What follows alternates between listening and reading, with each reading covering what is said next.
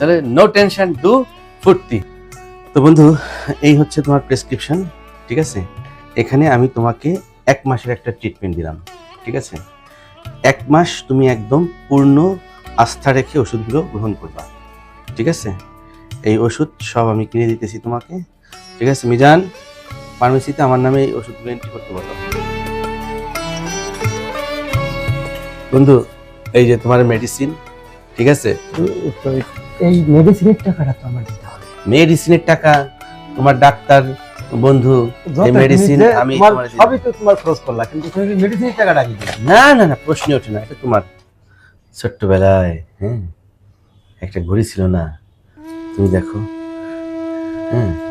এই একটা ঘড়ির জন্য আমি দাঁড়ে দাঁড়ে ঘুরছি, কেউ দিত না, কারো কাছে চাইলেও দিত না, ঠিকই তুমি দিছো। তাহলে এটা আমার তুমি যেটা মনে রাখছো, এটাই আমি আশ্চর্য বিষয়। আমি কিন্তু অতটা ভাইবে দিই, আমি দিছি তোমার ছোটবেলাতেই তোমার আমার ভালো লাগতো, কে জানি ভালো লাগতো, আমি জানতাম না, কিন্তু ওই হিসেবে কিন্তু তুমি ওটা যে আজও ধরে রাখছো, এটা কিন্তু আমি তাই ভাবতেছি যে ওই সেই ছোট্ট একটা সাধারণ একটা জিনিস তুমি আজও ধরে রাখছো জিনিসটা। বন্ধু, এ তো বন্ধুত্ব।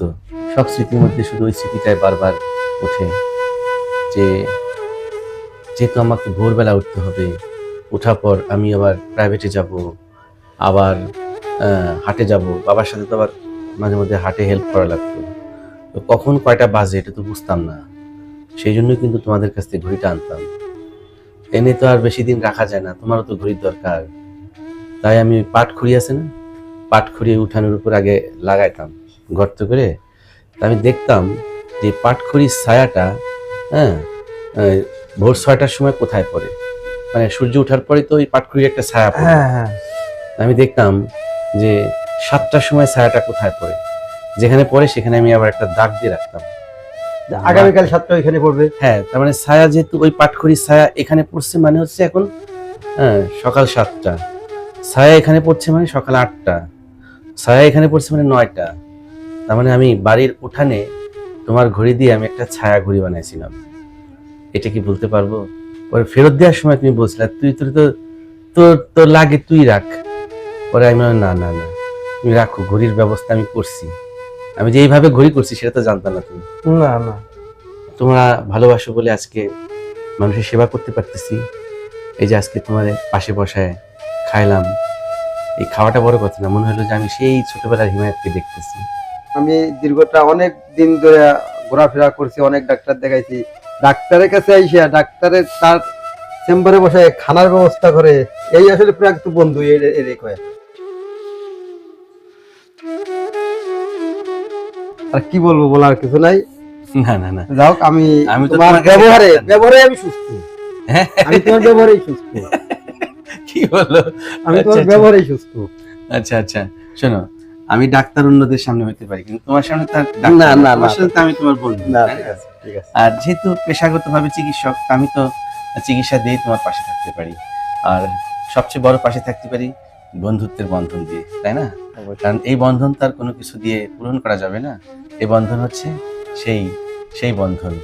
একটাই কথা আছে বাংলাতে, মুখ আর বুক বলে একসাথে, সে হলো বন্ধু, বন্ধু আমার।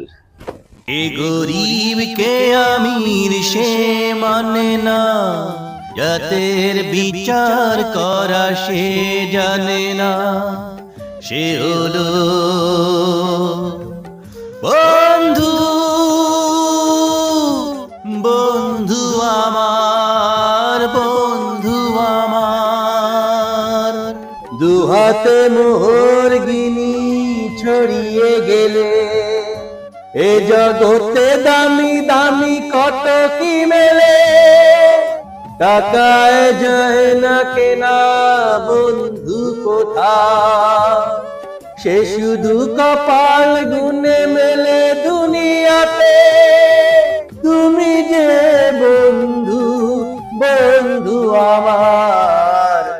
একটাই কথা আছে বাংলাতে, মুখ আর বুক বলে একসাথে, সে হলো বন্ধু।